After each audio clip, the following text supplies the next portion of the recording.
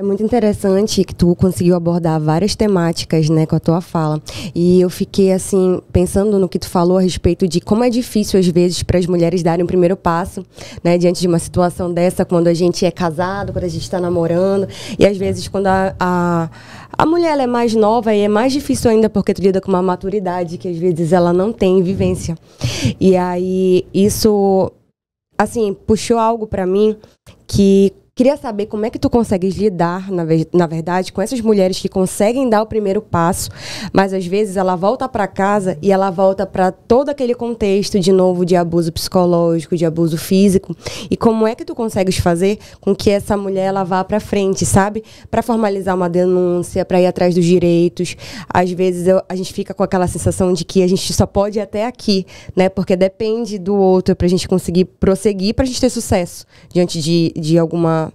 Assim, de alguma mulher, de algo que está acompanhando. Como é que tu faz para conseguir lidar com tudo isso diante da pessoa? A gente precisa conversar com essa mulher, né? Quando ela consegue dar esse primeiro passo, que é denunciar, registrar uma ocorrência, ela já é atendida ali na delegacia, né? Registra o BO, é marcada a oitiva dela. E aí ela vem e conversa comigo. Muitas delas, inclusive, nem chegam a realmente ir para a audiência, porque ela já desistiu, ou ela entende que ela não quer que o agressor ele sofra consequências. Nós temos um índice muito grande de ausências de mulheres depois que elas registram a ocorrência, né? E acaba que a gente precisa ir atrás novamente dessa mulher para que a gente entenda o que está acontecendo. Muitas vezes a gente encaminha ela para a rede de apoio, que são as outras instituições que fazem esse acompanhamento psicológico, enfim. Mas no atendimento dentro da delegacia, quando a gente começa a perceber que ela já não quer mais, ela quer desistir, a gente precisa conversar com ela, né? Fazer com que ela entenda que ela não pode continuar vivendo esse ciclo de violência, porque ele tende só a se intensificar e ele pode ser, assim, fatal para ela, né? Pode chegar a um momento que ela não vai conseguir pedir ajuda e a gente não vai ter como realmente ajudar ela, né? Porque, primeiro, a polícia, infelizmente, ela não pode garantir, não tem como garantir a segurança dela 24 horas, né? O instrumento que nós temos é a medida protetiva. E a medida protetiva depende da vontade dela. Então, se ela chega na delegacia, registra a ocorrência e depois ela diz que ela não quer uma medida protetiva, eu não posso impor para ela. E eu sempre converso com as mulheres, né, que, mas eu não quero a medida, porque eu não quero me separar dele. E aí eu falo para ela, olha, o Estado, a polícia, o judiciário, eles não estão aqui para separar vocês. Mas você precisa refletir se esse relacionamento vai ser bom para você, porque muitas mulheres têm esperança de que o homem vá mudar de comportamento. Mas, assim, uma pessoa que teve um comportamento agressivo e violento a vida inteira, não é agora que ela vai mudar por causa de outra pessoa, né? E a mulher, às vezes, ela não consegue entender isso por causa do envolvimento amoroso, né? Por causa do sentimento.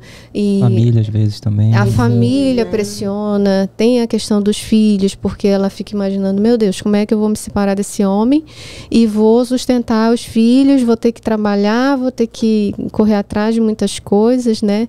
Infelizmente, a questão de assistência é muito difícil.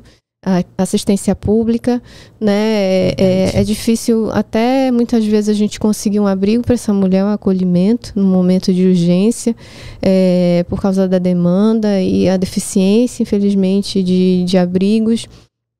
E a gente precisa realmente ter essa conversa, né? Ter esse olhar, como eu falei, de sensibilidade e conversar realmente, ter uma conversa sincera com ela para que ela também entenda todo o procedimento que vai ser feito dali para frente, né? Hoje a nossa legislação, ela tem mudado em relação à questão da mulher desistir, né? Sobre algumas situações de crimes.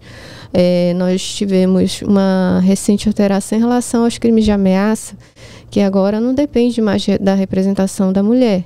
Então, ela registra uma ocorrência, ela comunica uma ocorrência que foi ameaçada, o delegado de polícia, ele tem que instaurar o procedimento contra o agressor, né? Não depende mais da vontade dela, porque o que acontecia antes? A mulher estava sendo ameaçada ali, ela acionava a polícia militar chegava no local, ele estava lá ameaçando ela com faca e não sei o quê.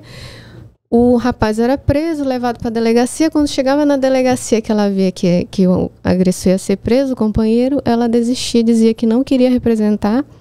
E aí ele voltava para casa e ela também, nessa situação de tensão, né? E hoje já não tem mais essa possibilidade. E aí, mesmo assim, a gente ainda encontra a resistência das mulheres de não quererem prosseguir em relação ao procedimento criminal, de não querer ver o companheiro preso, enfim. E aí a gente tem que explicar toda essa questão e também para fazer ela entender a questão do próprio ciclo da violência, né? Explicar para ela que realmente ela precisa decidir, depende dela.